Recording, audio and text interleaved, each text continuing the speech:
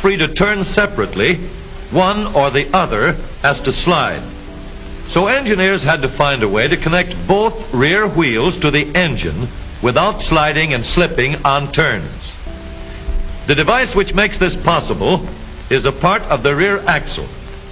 It is called the differential because it can drive the rear wheels at different speeds. The differential looks complicated, but once we understand its principle, it is amazingly simple.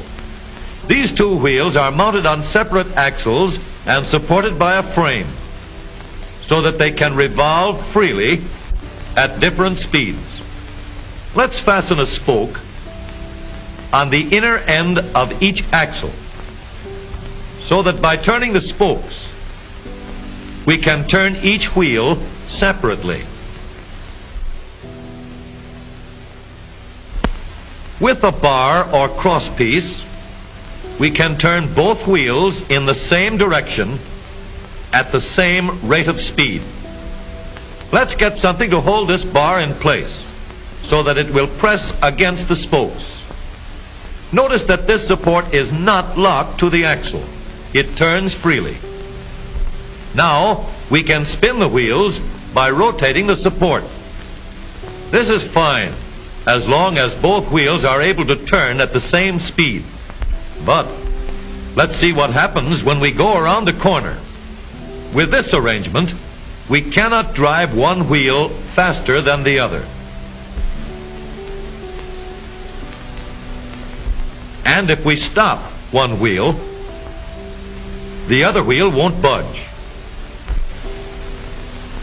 Let's put this bar on a pivot so that it can swing in either direction.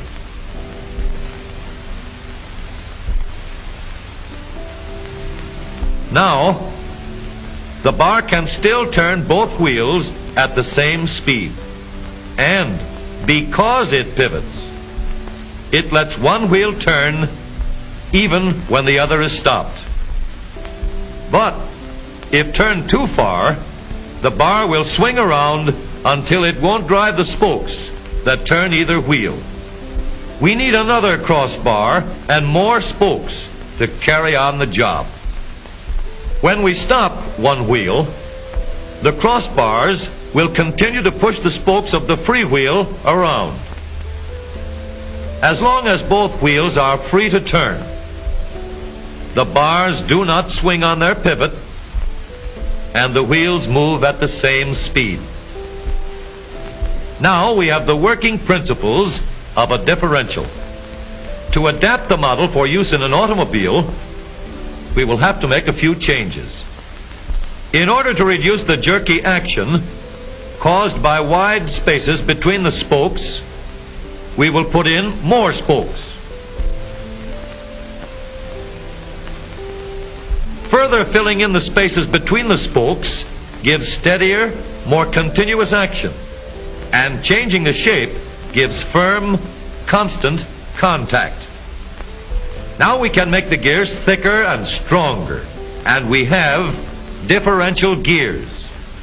The edges are cut so that they will fit together more smoothly and silently, and another gear is added to share the work of driving the axles. The principle is the same. In order to turn the support and drive the wheels, we can fasten a large gear here, connected by a smaller gear to a source of power.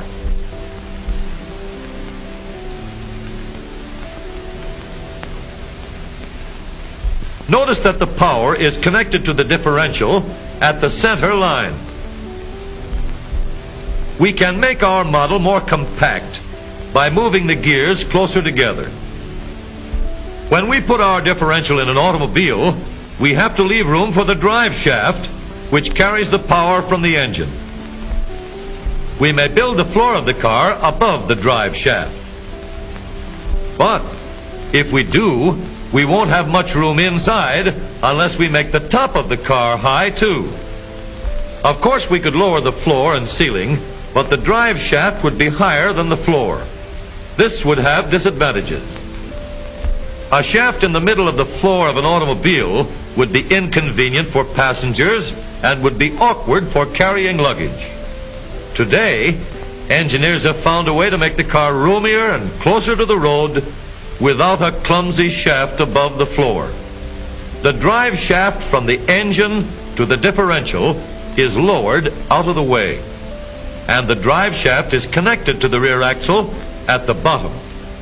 The new low center drive makes the rear axle quieter, stronger, and more durable because it gives better, smoother contact between the gears.